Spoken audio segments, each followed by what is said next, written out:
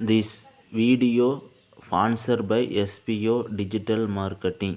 Hello friends, நீங்கள் யாரோ வீட்டில் இருந்து ஒர்க் பண்ணுற மாதிரி இன்ட்ரெஸ்ட் இருந்தால் எனக்கு மெசேஜ் பண்ணுங்கள், கால் பண்ணுங்கள். நான் உங்களுக்கு ஃபுல் டீட்டெயில் சொல்கிறேன்.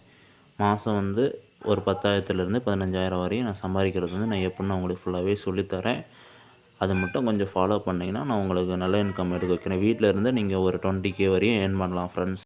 ஸ்கிப் பண்ணாதீங்க. பெரிய தப்பு. தினம் 300 ரூபாய் சம்பாதிக்க அரிய வாய்ப்பு. இன்ஸ்டாகிராம், Facebook பயன்படுத்த தெரிந்தால் போதும். Content post and content publishing மூலமா தினம் 300 ரூபாய் சம்பாதிக்கலாம். இந்த வேலை செய்ய 5 நிமிடம் போதும். Work training support, group communication support, all language customer live chat support, முக்கியமா சொந்தமா ஒரு பிசினஸ் ஸ்டார்ட் பண்ற அளவுக்கு உங்களால கற்றுக்கொள்ளவும் முடியும், சம்பாதிக்கவும் முடியும். இந்த வேலை வாய்ப்பு வழங்குவது 5 வருடத்திற்கு மேல ரன் ஆகிட்டு இருக்க நம்ம தமிழ்நாட்டு company school of business organisation private limited. மேலும் விவரங்களுக்கு டிஸ்கிரிப்ஷன்ல கொடுத்திருக்க நம்பருக்கு வாட்ஸ்அப் பண்ணுங்க.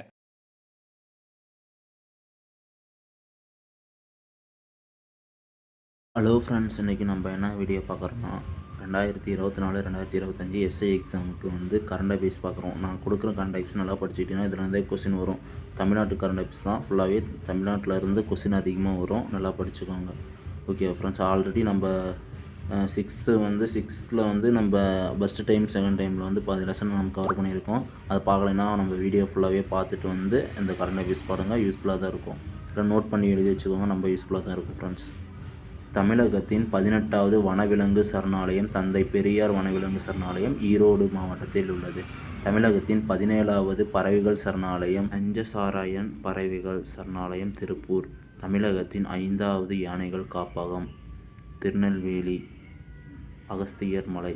இந்தியாவின் முதல் கடற்பஞ்சி காப்பகம் மன்னார் வளைகுடா. மாநிலத்தின் முதல் பல்லுயிரி பாரம்பரிய தளமாக அறிவிக்கப்பட்ட இடம் மதுரை. நாட்டின் முதல் தனியார் ரயில் பாரத் கௌரத். வேறு கிரகண ஆராய்ச்சி மையத்தின் இஸ்ரோ தொடங்கியது எங்கே தொடங்கியதுன்னு கேட்பாங்க, லடாக். அவசர உதவி எண்கள். இந்த உதவி எண்கள் நல்லா படிச்சுக்கோங்க, இது கேட்கறதுக்கு வாய்ப்பு இருக்குது. குழந்தை பாதுகாப்பு 1098, பெண்கள் உதவி 181, காவல் கட்டுப்பாடு அறை 100, சைபர் கிரைம் 1930, இரவு பயணத்தின் போது பெண்கள் பாதுகாப்பு உதவி எண் 1091, சாலை விபத்து மற்றும் உதவிக்குழு 1033. இந்தியாவின் முதல் பெண் பிரதமர் இந்திரா காந்தி. இந்த கொஸ்டின் குரூப் 4ல் இப்போ 2025 கேட்டிருந்தாங்க. அதேமாதிரி பிசி எக்ஸாம்லையும் கேட்டிருந்தாங்க. தமிழ் புதல்வன் திட்டம். அரசு பள்ளியில் பயின்று உயர்கல்விக்கு செல்லும் மாணவர்களுக்கு மாதம் 1000 ரூபாய் வழங்கும் திட்டம் தமிழ் புதல்வன் திட்டம். மல்யுத்த வீரர்னு கேட்டாங்கன்னா எந்த விளையாட்டு வீரர்னு கேட்டாலும் மல்யுத்த வீரர். புனியான்னு ஞாபகம் வச்சுக்கோங்க. ஆப்ஷனில் கேட்கும்போது இப்படி தான் கேட்பாங்க, ஓகேவா? அதனால் சொல்கிறேன், ஈஸியாக இருக்கும் உங்களுக்கு. மல்யுத்த வீரர்னு கேட்டாங்கன்னா புனியான்னு ஞாபகம் வச்சுக்கிட்டிங்கன்னா சரி ஓகே இருக்குன்னு சொல்லி டக்குன்னு போடலாம். அது ஷார்ட்கட்டு ஞாபகம் வச்சுக்கோங்க. நான் முதல்வன் திட்டம். முதலமைச்சரின் கனவு திட்டம் நான் முதல்வன் திட்டம். முதலமைச்சரின் கனவு திட்டம் என்னன்னு கேட்டாங்கன்னா நான் முதல்வன் திட்டம். இதன் நோக்கம் டிஎன்பிஎஸ்சி யூபிஎஸ்சி தேர்வுகளுக்கு தயாராகும் மாணவர்களின் உதவுவதால் ஆகும். நான் முதல்வன் திட்டம். உயர்கல்வியை நோக்கி ஒரு பயணம். உயர்கல்வியை நோக்கி ஒரு பயணம் எந்த திட்டம்னு கேட்டாங்கன்னா நான் முதல்வன் திட்டம். புதிய சாதனை படித்த குகேஷ். இந்த கொஸ்டின் இப்போ நடந்த பிசி எக்ஸாமில் போலீஸ் பிசி எக்ஸாமில் கான்ஸ்டபிள் எக்ஸாமில் கேட்டிருந்தாங்க. நிறைய பேர் சிங்கப்பூரில் நடைபெற்றதுன்னு சொல்லிட்டு வைசாலின்னு சொல்லிட்டு போட்டு வந்திருப்பீங்க.